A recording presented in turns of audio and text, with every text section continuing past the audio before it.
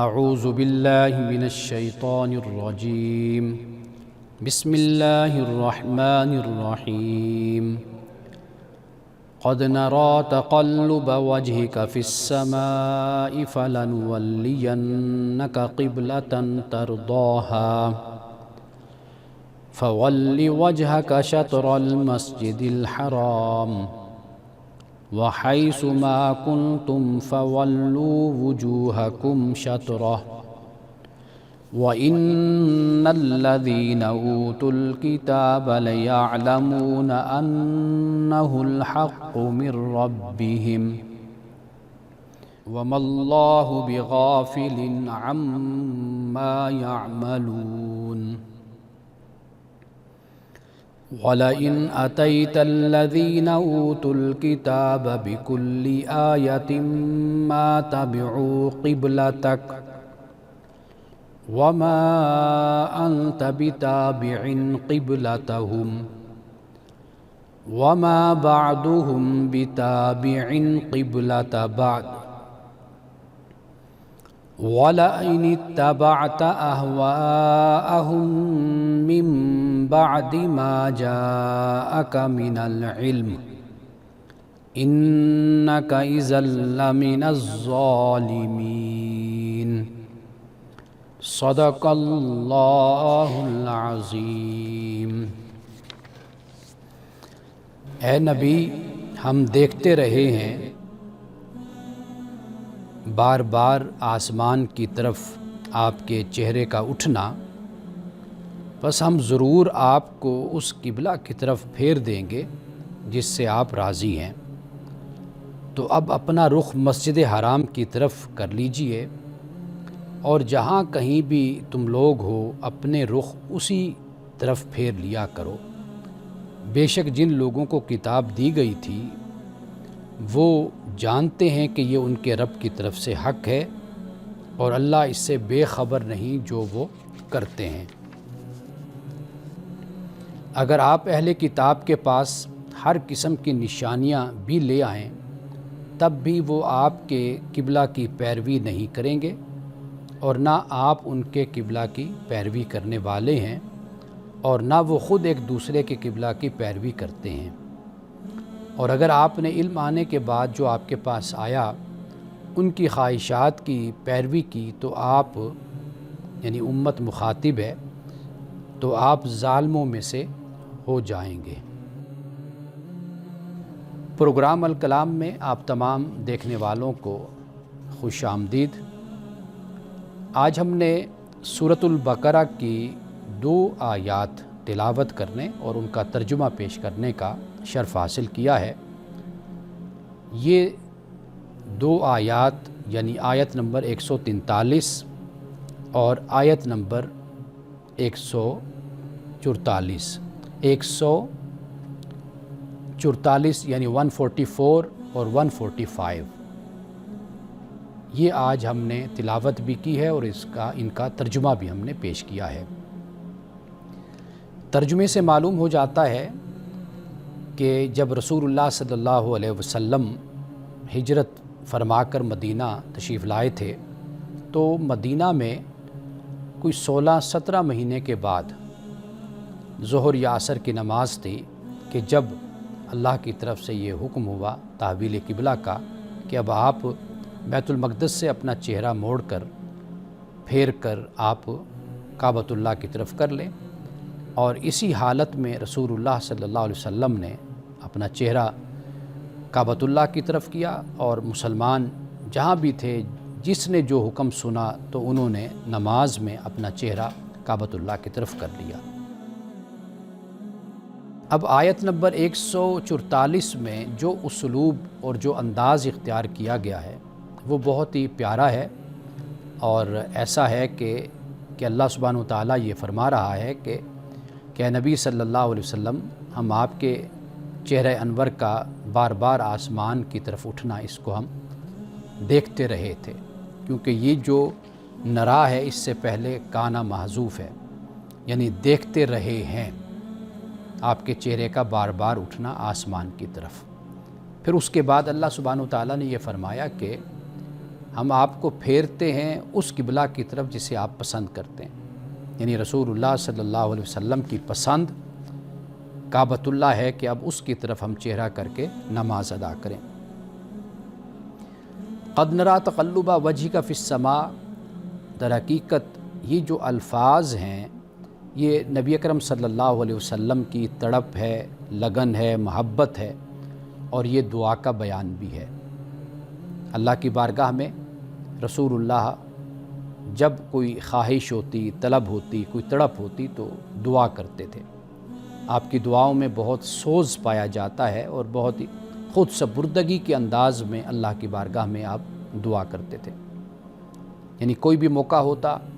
کوئی مشکل ہوتی، کوئی امتحان ہوتا، غزوہ بدر کی رات ہوتی، کوئی بھی وقت ہوتا تو اللہ ہی کے بارگاہ میں آپ گڑ گڑاتے اور دعا کرتے۔ یہاں پر بھی رسول اللہ کی دعا کا در حقیقت بیان ہے۔ آسمان کی طرف نظر اٹھنا یہ ایک انداز ہے جو اس بات کا اظہار ہے کہ اے میرے رب، اے میرے مولا، تیرے سوا میرا کوئی نہیں ہے۔ میں اپنی یہ گزارش تیری بارگاہ میں پیش کرتا ہوں، تو میرا خدا ہے، میرا خالق و مالک ہے، تو نے مجھے مبعوث کیا ہے، میں تیرے دین کا پابند ہوں اور تیرے دین کی اشاعت اور تیری دین کی دعوت دینے والا ہوں، تو میں تیری بارگاہ میں یہ دعا کرتا ہوں۔ تو اللہ کی دعا ہے یہ، اللہ کی طرف رسول اللہ صلی اللہ علیہ وسلم کی یہ دعا ہے۔ اب یہ بھی دیکھیے کہ اللہ یعنی معبود اور عبد یعنی رسول اللہ صلی اللہ علیہ وسلم کے مابین جو محبت کا ایک خصوصی اظہار ہے وہ یہاں سے معلوم ہوتا ہے۔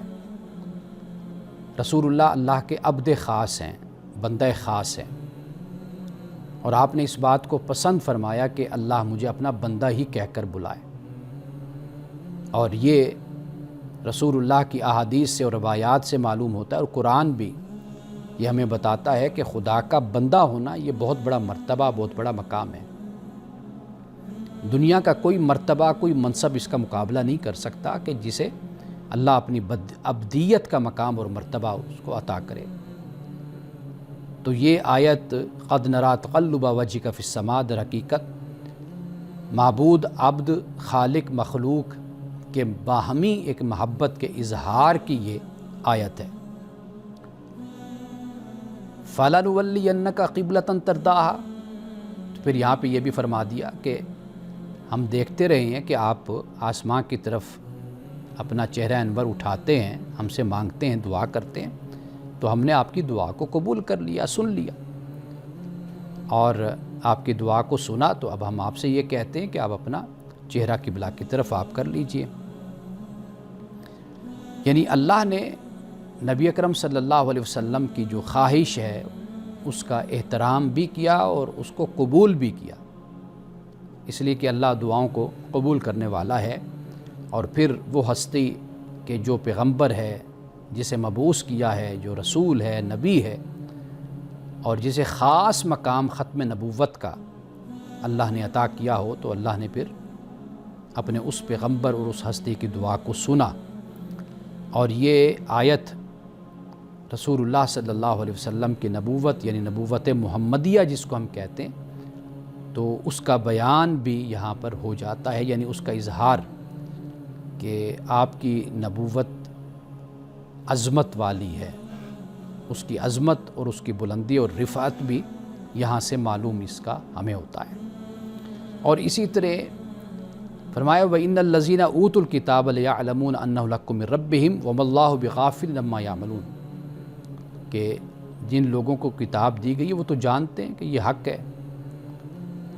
ان کے رب کی طرف سے۔ اب یہ جانتے ہیں یعنی اوت الکتاب، اس کے بارے میں ہمارے بعد مفسرین کا کہنا ہے کہ یہ وہ طبقہ ہے کہ جو یہ نالج اور یہ علم رکھتا تھا اور جنہیں اس بات کا پتہ تھا کہ یہ اللہ کے رسول ہیں۔ آگے جا کر ہم اس کو پڑھیں گے تو وہاں پر آپ دیکھیں گے کہ اللہ پاک یہ فرماتا ہے کہ یہ آپ کو اس طرح پہچانتے ہیں کہ جس طریقے سے یہ اپنے بچوں کو پہچانتے ہیں۔ اپنے ابنا کو پہچانتے ہیں۔ تو یہ وہ طبقہ ہے کہ جس کے پاس علم، کتاب کا علم تھا، اور یہ رسول اللہ صلی اللہ علیہ وسلم کی نبوت اور رسالت کو جانتے تھے کہ یہ اللہ کے نبی اور رسول ہے، کیونکہ یہ تورات اور انجیل میں یہ سب کچھ پڑھ چکے تھے۔ ان میں تعصب نہیں تھا، سرکشی نہیں تھی۔ یہ کون لوگ ہیں، اس پر ہم ذرا تفصیل کے ساتھ بات کرتے ہیں، لیکن ایک وقفے کے بعد۔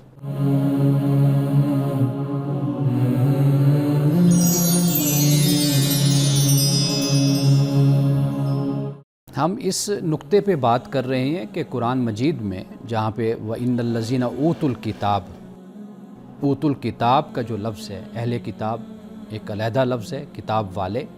یہ جو اوت الکتاب قرآن مجید نے یہ اصطلاح استعمال کی ہے، تو ہمارے بعد مفسرین کا کہنا ہے کہ اس سے مراد یہ یہود و نصارہ میں ایک علیحدہ طبقہ ہے کہ اسی میں سے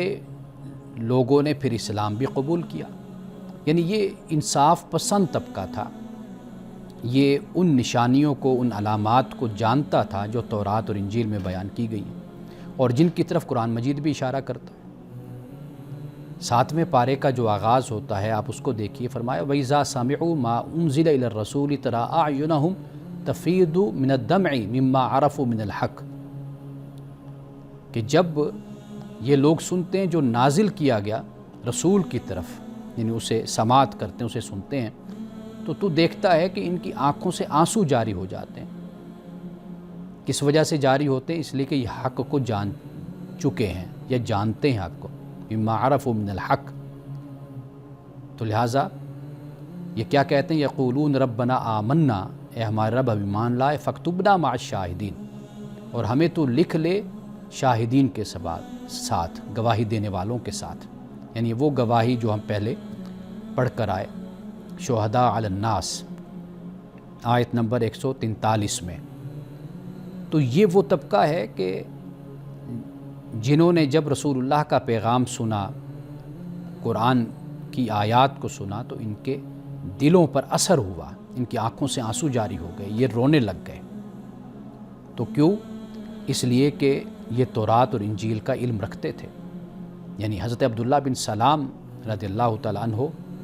بہت بڑے عالم تھے یہودیوں کے، تمیم داری بہت بڑے عالم تھے، حضرت سلیمان فارسی بھی پہلے یہی اسی سے تعلق رکھتے تھے، یعنی وہ غالباً کرسچن تھے، تو یعنی مسیحی عیسائی تھے حضرت سلیمان فارسی، وہ بھی مسلمان ہوئے۔ شاہ حبشہ کا جو تھے نجاشی، وہ بھی مسلمان ہوئے، وہ بھی کرسچن تھے۔ آپ جانتے ہیں کہ جب حضرت جعفر طیار نے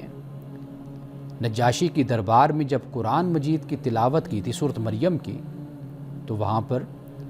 جیسے دربار میں دوسرے مسلمان اور لوگ رو رہے تھے، تو نجاشی بھی وہاں پر رو رہا تھا، اس کی آنکھوں سے آنسو جاری تھے، اور اس نے زمین سے تنکا اٹھا کر یہ کہا کہ بھئی جو سورۃ مریم میں جو آپ نے تلاوت کر کے مجھے سنایا ہے، تو اللہ کی قسم حضرت مریم اور حضرت مسیح علیہ السلام کے حوالے سے یہ اتنی سی بات بھی غلط نہیں ہے، یہ سب سچ ہے جو تم نے بیان کیا ہے۔ تو شاہ حبشہ کے بارے میں ہے کہ اس نے بھی اسلام قبول کیا تھا۔ تو لہٰذا جہاں پر اوت الکتاب کے الفاظ آتے ہیں تو اس سے مراد وہ لوگ ہیں، یعنی گویا کہ یہ ان کی تعریف کا انداز ہے، ایک مثبت انداز ہے جو قرآن پاک نے اختیار کیا ہے۔ وَإِنَّ الَّذِينَ أُوتُوا الْكِتَابَ لَيَعْلَمُونَ أَنَّهُ الْحَقُّ مِنْ رَبِّهِمْ، کہ یہ جو جنہیں کتاب دی گئی ہے یہ جانتے ہیں کہ یہ حق ہے ان کے رب کی طرف سے۔ وَمَا اللَّهُ بِغَافِلٍ عَمَّا يَعْمَلُونَ، اللہ غافل نہیں اس سے جو وہ کرتے ہیں۔ اب اس کے بعد جو یہ فرمایا، یعنی آیت نمبر 145 میں، اس کو بھی ذرا ہم دیکھ لیتے ہیں۔ یہاں پر جو فرمایا بِكُلِّ آیہ،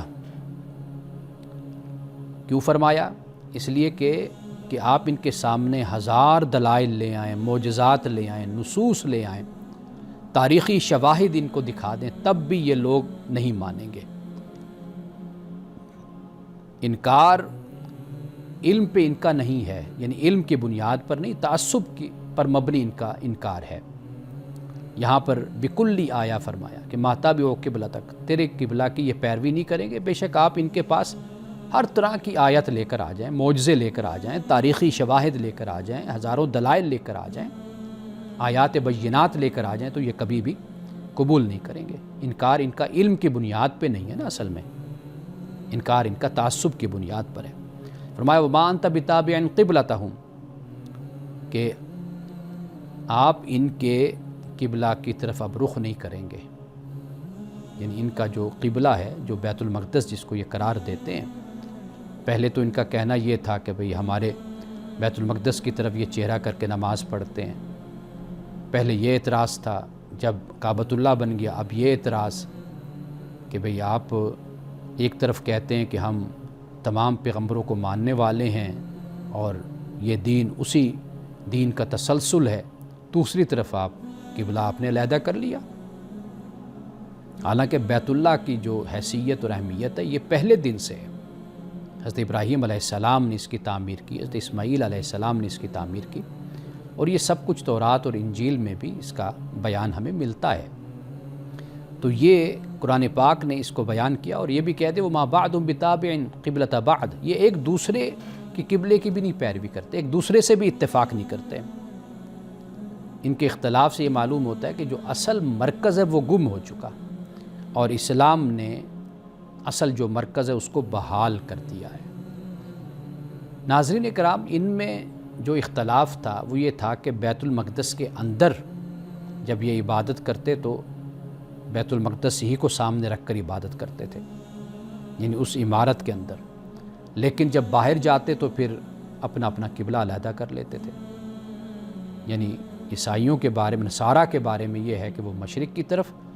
اور یہود کے بارے میں کہ وہ مغرب کی طرف، جسے قرآن پاک نے لیس البر ان تولوا وجوہکم قبل المشرق والمغرب کا، کہ وہ اس نقطے پر اس بات پہ آپس میں جھگڑتے اور اختلاف کرتے ہیں، دین کی، اسلام کی باقی تمام تعلیمات کو اور احکام کو چھوڑ بیٹھتے ہیں۔ یعنی پھر اللہ تعالیٰ نے آیت بر میں آگے پھر احکام کو بھی بیان کیا ہے کہ بھی عقائد بھی ہیں، پھر اخلاقیات، معاملات، احکام، فرائض ہیں،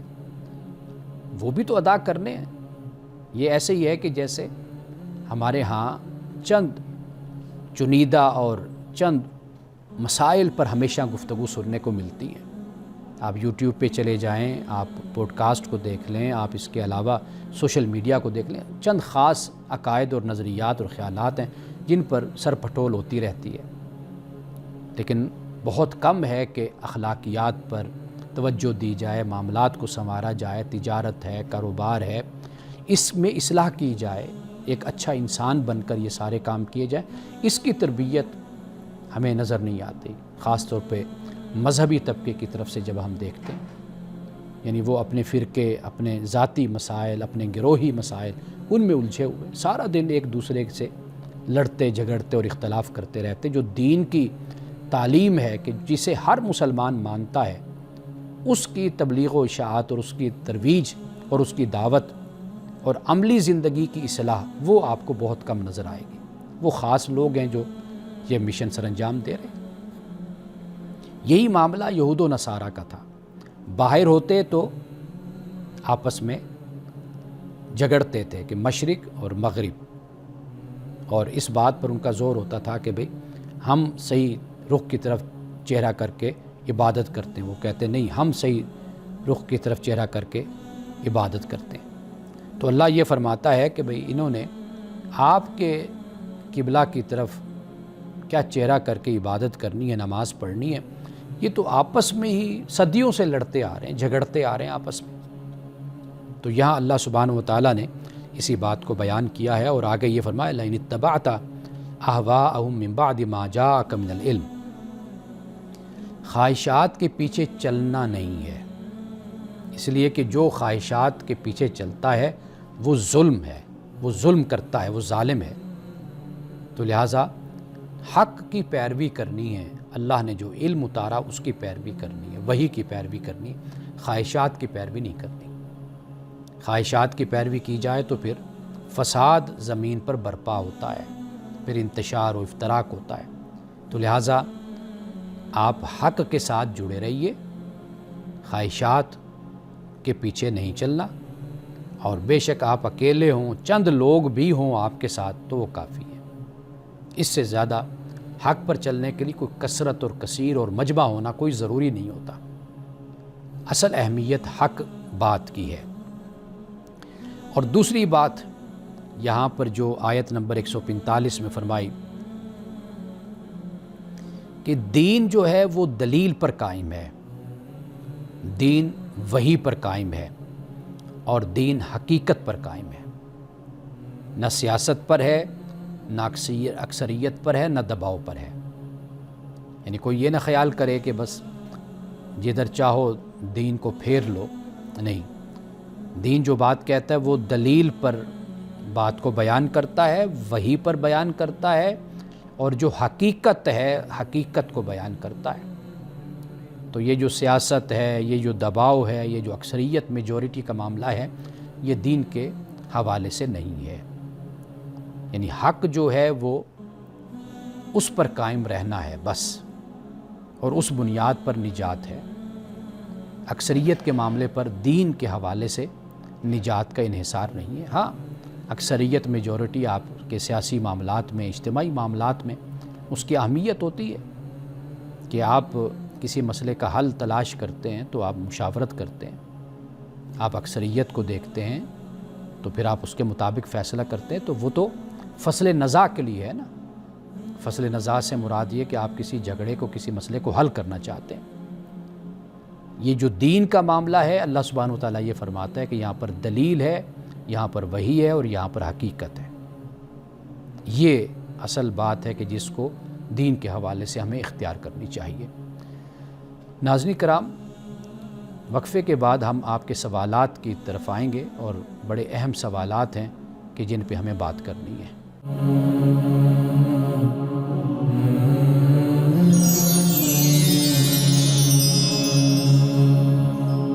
سب سے پہلا سوال جو ایک نوجوان جو باہر سے پڑھ کر آئے تو وہ یہ پوچھتے ہیں کہ اگر قرآن مکمل ہے تو پھر حدیث کی کیا ضرورت ہے؟ ایسے بہت سے سوالات ہیں کہ جو نوجوانوں کی طرف سے کیے جاتے ہیں، تو دین کے معاملے میں وہ کافی الجھاؤ کا شکار رہتے ہیں۔ تو ان کو میرا ہمیشہ مشورہ یہ ہوتا ہے کہ آپ کچھ بنیادی باتیں ضرور پڑھیے اور سمجھیے، اور ہمارے ہاں علماء نے، اسکالرز نے بہت کام کیا ہوا ہے اس حوالے سے۔ جو مبادیات دین ہیں، جو بنیادی مباحث ہیں، ان کو ایک دفعہ ضرور آپ سمجھ لیجئے۔ آئیے میں اب آپ کو بتاتا ہوں۔ سب سے پہلے تو قرآن ہے، اور قرآن جو ہے اصول، دین کی بنیاد اور شریعت کے قطعی احکام دیتا ہے۔ یہ قرآن مجید کہ جو ما بین الدفتین، یعنی جو جلد کے اندر ہے، 30 پارے جسے ہم کہتے ہیں، یہ اللہ تعالیٰ نے اس کی حفاظت کا ذمہ خود قرآن میں بیان کیا۔ وَإِنَّا لَنَحْنُ نَزَّلْنَا الذِّكْرَ وَإِنَّا لَهُ لَحَافِظُونَ إِنَّا عَلَيْنَا جَمْعَهُ وَقُرْآنَهُ فَإِذَا قَرَأْنَاهُ فَاتَّبِعْ قُرْآنَهُ، یہ اللہ تعالیٰ نے اپنے ذمے لیا ہے۔ تو لہٰذا ایک تو یہ بات قرآن کے حوالے سے یاد رکھیے۔ دوسری جو اصطلاح بولی جاتی ہے وہ سنت کی ہے۔ سنت کیا ہے؟ وہ دین ہے کہ جو رسول اللہ نے پوری امت میں قولاً نہیں بلکہ فعلاً جاری کیا، اور وہ نسل در نسل عملی تواتر سے منتقل ہوا۔ یہ میرے الفاظ جو میں نے بولے ہیں، اسے آپ دوبارہ ریوائنڈ کر کے آپ یہ سن سکتے ہیں۔ نماز کی شکل ہے جیسے حیات ہے، روزے کے بنیادی احکام ہیں، زکوٰۃ کی شکل ہے جیسے حج ہے، قربانی ہے، ایسے نکاح طلاق کے بھی بنیادی جو مسائل ہیں وہ بھی۔ اب یہ عملی تواتر پر یہ سب کچھ قائم ہے، یعنی حدیث پر نہیں ہے۔ یہ میرا جملہ آپ یاد رکھیے کہ یہ حدیث نہیں ہے، یہ عملی تواتر پر یہ سب کچھ قائم ہے۔ یعنی یہ دین جو سنت جس کو میں کہہ رہا ہوں، یہ حدیث نہیں بلکہ امت کے اجتماعی عمل کا یہ ذریعہ ہے۔ اب آ جائیے حدیث پر۔ حدیث کیا ہے؟ دین کی، یعنی قرآن ہے، سنت ہے، اس کی شرح و تفہیم ہے، یعنی اس کی انٹرپریٹیشن آپ کہہ لیجئے، اس کی ایکسپلینیشن آپ کہہ لیجئے، آپ اس کی انڈرسٹینڈنگ آپ کہہ لیجئے، وہ ہے۔ یعنی قرآن کی تفسیر کرتی ہے، سنت کی تفصیلات بتاتی ہے حدیث، نبی کرم صلی اللہ علیہ وسلم کے فیصلے ہیں، واقعات ہیں، حکمتیں ہیں، تربیت ہے اور اخلاق ہے۔ یہ جو پہلو ہیں آپ علیہ الصلوۃ والتسلیم کی شخصیت کے، سیرت کے، آپ کے قول کے، آپ کے فعل کے، آپ کی تقریر کے، یہ وہ پہلو ہیں جو حدیث پھر ہمارے سامنے لاتی ہے۔ تو لہٰذا یہ کہہ دینا کہ قرآن مکمل ہے تو پھر حدیث کی کیا ضرورت ہے، تو قرآن کوئی خلا میں تو نہیں اترا نا، انسانوں کے لیے اترا ہے، اور پھر ایک ہستی پر، ایک شخصیت پر، ایک بشر پر، ایک انسان پر، ایک بڑے انسان پر قرآن کا نزول ہوا ہے۔ تو واضح بات ہے کہ آپ صلی اللہ علیہ وسلم ایک معاشرے میں آپ نے 63 سال زندگی گزاری ہے، آپ نے وہاں پر بچپن گزارا، لڑکپن، نوجوانی، جوانی، آپ نے تجارت کی وہاں پر، آپ وہاں پر سماجی سرگرمیوں میں شریک ہوتے رہے، جنگوں میں بھی شریک ہوتے رہے، آپ نے سفر کیے ہیں، آپ نے شادیاں کی ہیں، آپ کی بیٹیاں تھیں، آپ کے بچے تھے، آپ کے دوست تھے، یعنی آپ نے ایک معاشرے میں زندگی گزاری نا، اس سماج میں۔ اب رسول اللہ نے جس طرح تربیت فرمائی، مختلف مسائل، واقعات، مشکلات بھی پیش آتی رہیں، تو وہ سب کچھ تو ہمیں حدیث سے، آپ کی سیرت سے، آپ کے کردار اور شخصیت سے ہی معلوم ہوگا نا، کہ اگر کوئی مسئلہ آیا نکاح کے حوالے سے، طلاق کے حوالے سے، تو رسول اللہ نے اس کو کس طرح حل فرمایا۔ کوئی حق مہر کا مسئلہ آ گیا، کوئی عدت کا مسئلہ آ گیا، اس کے علاوہ دیگر بہت سے مسائل، تو رسول اللہ کی یہ حدیث جو ہے، یہ جو روایت ہے، اس سے پھر ہمیں کافی رہنمائی ملتی ہے۔ جیسے صحابہ اکرام کا رضوان اللہ تعالی علیہم اجمعین کا طریقہ تھا، تو کیا ان کے پاس قرآن نہیں تھا؟ بالکل قرآن تھا، سنت بھی تھی، لیکن بہت سے مسائل میں وہ پھر پوچھتے تھے کہ رسول اللہ نے اس کے بارے میں کیا فیصلہ کیا تھا، آپ نے کیا فرمایا تھا اس بارے میں۔ بلکہ صحابہ، صحابیات یہ عرض کرتے تھے کہ یا رسول اللہ، یہ آپ کا مشورہ ہے، یہ اللہ کا حکم ہے؟ اگر مشورہ ہے پھر تو میں اپنی مرضی کروں گی، اللہ کا حکم ہے تو پھر میں اس کی پابند ہوں۔ تو یہ تفریق، یہ فرق اس زمانے میں بھی موجود تھا۔ تو لہٰذا اس طرح کی سٹیٹمنٹ یا اس طرح کا سوال کہ جب قرآن ہے تو پھر حدیث کی کیا ضرورت ہے، دیکھیے قرآن اور سنت یہ دین ہے۔ سنت کیا، میں نے آپ کو بتا دیا کہ جو عملی تواتر ہے امت کا، اور حدیث کیا ہے وہ میں نے آپ کو بتایا کہ وہ کسی مسئلے کی شرح اور تفہیم ہے۔ آپ کو معلوم ہوتا ہے کہ رسول اللہ نے اس موقع پر کیا جواب دیا، آپ نے اس مسئلے کو کیسے حل کیا، تو اس سے بھی ہمیں بڑی رہنمائی ہمیں میسر آتی ہے۔ اب آئیے ایک اور سوال، اور یہ سوال ہے کہ ہم نے دیکھا ہے کہ ہمارے معاشرے میں شوہر بیوی کو میکے جانے یا بہن بھائیوں سے ملنے، اس معاملے میں رکاوٹ کھڑی کرتا ہے۔ اور اب سوال یہ ہے کہ ایسی خاتون کیا کرے کہ جب اس کو اس کا خامند نہ ملنے دے، میکے نہ جانے دے یا بہن بھائیوں سے نہ ملنے دے، تو وہ کیا کرے؟ اچھا، سب سے پہلی بات جو ہے وہ یہ ہے کہ اگر شوہر کا موقف یا اس کی بات کو سنا جائے کہ وہ کیوں ایسا کرتا ہے یا کیوں ایسا کہتا ہے، یہ سب سے اہم نقطہ ہے، اس لیے کہ اس معاملے میں کوئی سویپنگ سٹیٹمنٹ نہیں دی جا سکتی، کیس ٹو کیس ویری کرتا ہے۔ یعنی اگر آپ دیکھیں گے تو وہاں پر آپ کو مختلف صورتحال ملے گی۔ کہیں پر یہ ہوتا ہے کہ عورت واقعی مظلوم ہوتی ہے، اور اس معاملے میں خاص طور پر، اور مرد کی طرف سے دباؤ بھی ہوتا ہے، اور کئی دفعہ مرد شوہر سچا بھی ہوتا ہے، اس کی کئی وجوہات ہیں، تو ان وجوہات پہ میں بات کرتا ہوں لیکن ایک وقفے کے بعد۔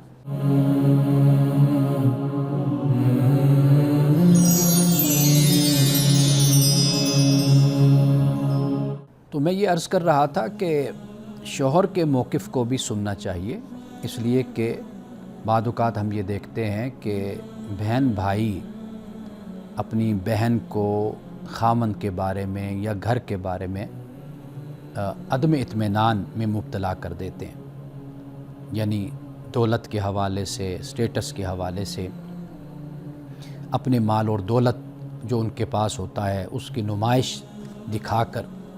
اور کئی دفعہ یہ ہوتا ہے کہ خام خواہ کے یعنی بالواسطہ یا بلا واسطہ کوئی تان، کوئی تشنیع، کوئی تنقید، کوئی خامند کے حوالے سے ایسی بات، یہ بعض اوقات ہم نے دیکھا ہے کہ یہ مسائل گھروں میں ہوتے ہیں۔ معلوم نہیں کہ ایسے بہن بھائیوں کا کیا مقصد ہوتا ہے کہ وہ اپنی بہن کا گھر اجاڑ کر یا خراب کر کے وہ کیا مقاصد کیا حاصل کرنا چاہتے ہیں۔ تو